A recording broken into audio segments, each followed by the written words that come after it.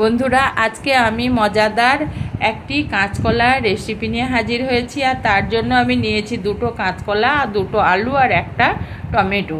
এইগুলোকে আমি বটি দিয়ে এইভাবে কেটে নিলাম। যেহেতু আমি চাকু চালাতে পারি না, এইভাবে আমি লম্বা লম্বা করে আর এরকম করে কেটে নিলাম। এরপর কলাগুলোকে একটা বাটির মধ্যে নিয়ে নিলাম। এতে দিয়ে দিলাম প্রথমে স্বাদ মতো লঙ্কার গুঁড়ো আর অল্প একটু হলুদের গুঁড়ো আর হাফ চামচের কম জিরে গুঁড়ো আর হাফ চামচের আদা রসুন বাটা, আর দিয়ে দিলাম 1 চামচ চালের গুঁড়ো আর দিয়ে দিলাম 1 চামচ কর্নফ্লাওয়ার। সমস্ত উপকরণগুলো দেওয়ার পর কলার সঙ্গে আমি উপকরণগুলোকে অর্থাৎ মশলাগুলোকে ভালো করে মাখিয়ে নেব। সব শেষে দিয়ে দেব আমি এখানে লবণ। লবণটা দেওয়ার পর আবারও আমি লবণটা আর মশলাগুলো প্রত্যেকটা কলার গায়ে এইভাবে লাগিয়ে দেব।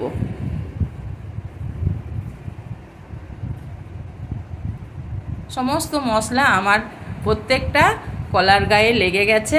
এবার আমি গ্যাসের মধ্যে একটা কড়াই বসিয়ে দিয়েছি আর কড়াইয়ের মধ্যে দিয়ে দিলাম কিছুটা সরষের তেল। তেলটা আমি প্রথমে গরম করে নেব।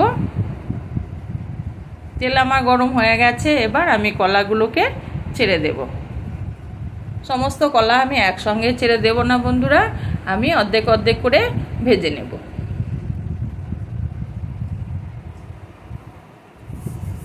এইভাবে উল্টিয়ে পাল্টিয়ে কলাগুলোকে আমি ভাজবো, যাতে পুরো কলার টুকরোগুলোই ভাজা হয়।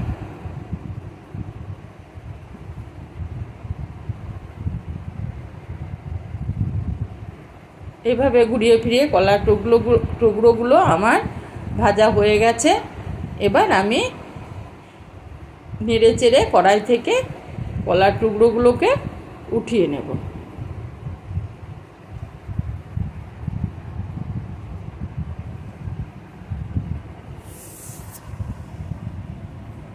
এই তেলের মধ্যে বাদবাকিটাও আমি ভেজে নেব। আর এটা একটা অসম্ভব মজাদার কাঁচকলার রেসিপি, খেতে দারুণ লাগে বন্ধুরা।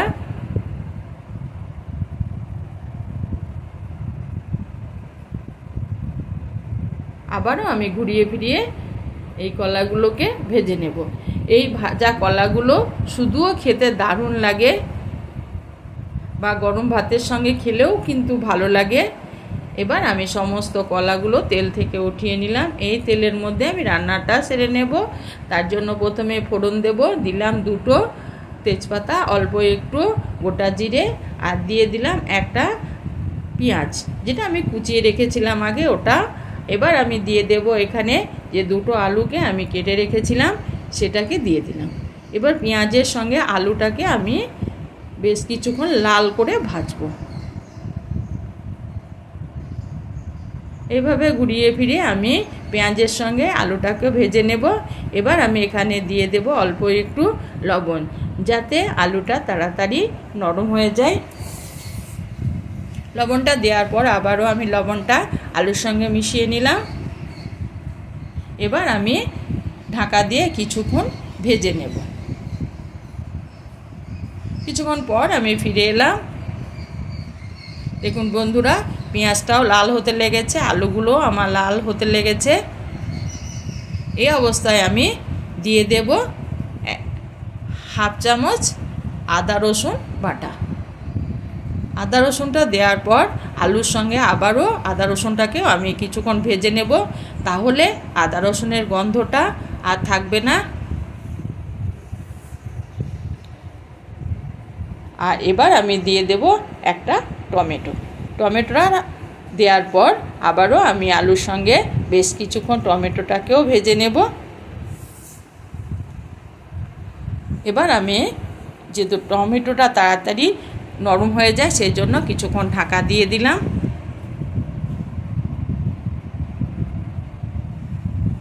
মিনিট 3 পর আমি ফিরে এলাম। এবার আমার দেখুন বন্ধুরা, আমার টমেটোগুলো নরম হয়ে গেছে, আলুটাও অনেকটা নরম হয়ে গেছে, কারণ এখানে আলুটা একটু আমি নরম করে নেব। এবার আমি এখানে দিয়ে দেব কিছু গুঁড়ো মশলা। তার জন্য দিয়ে দিলাম পরিমাণ মতো হলুদের গুঁড়ো, স্বাদ মতো লঙ্কার গুঁড়ো, আর হাফ চামচ জিরে গুঁড়ো, আর হাফ চামচ ধনে গুঁড়ো। এটা দেওয়ার পর আমি অল্প একটু জল দিয়ে দেব যাতে গুঁড়ো মশলাগুলো পুড়ে না যায়। এবার আমি আবারও মশলাটাকে আলুর সঙ্গে ভালো করে কষিয়ে নেব। আর মশলা যত ভালো করে কষানো হবে এই তরকারির টেস্টটাও তত ভালো হবে।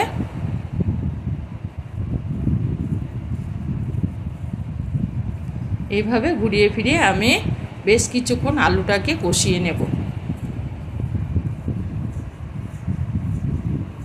এবার এখানে আমি দিয়ে দিলাম অল্প একটু চিনিটা যেহেতু আমি টমেটো ব্যবহার করেছি ব্যালেন্সের জন্য আমি অল্প একটু চিনি দিয়ে দিলাম। চিনিটা দেওয়ার পর আবারও আমি নেড়ে চেড়ে কষিয়ে নেব।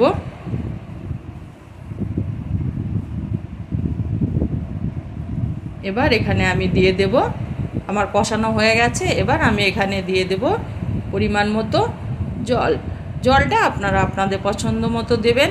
আমি যেহেতু একটু ঝোল রাখবো সেই জন্য আমি একটু বেশি জল দিলাম। আর আপনারা যদি ভাবেন যে ঝোল কম করব তাহলে জলটা একটু কম দিবেন। এবার এটাকে ঢাকা দিয়ে আমি কিছুক্ষণ রান্না করে নেব।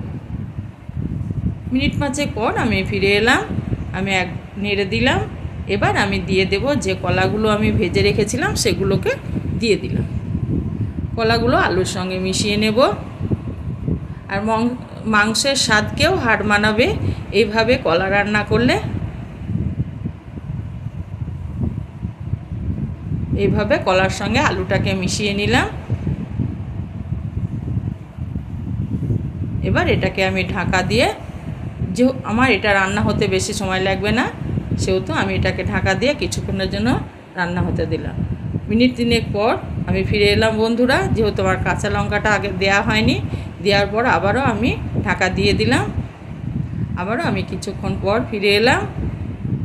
এই অবস্থাতে কাঁচা লঙ্কাটা দিলে তরকারির মধ্যে একটা সুন্দর কাঁচা লঙ্কার সেন্ট আসে, সেই জন্য আমি কাঁচা লঙ্কাটা এই অবস্থায় দিয়েছিলাম। দেখুন বন্ধুরা আমার আলু কলা সমস্ত সুন্দর সেদ্ধ হয়ে গেছে। এবার আমি দিয়ে দিলাম অল্প একটু গরম মশলা। এখানে আমি বেশি গরম মশলা ব্যবহার করব না। আর গরম মশলাটা দেওয়ার পর আবারও আমি 2 মিনিট এইভাবে রান্না করে নেব।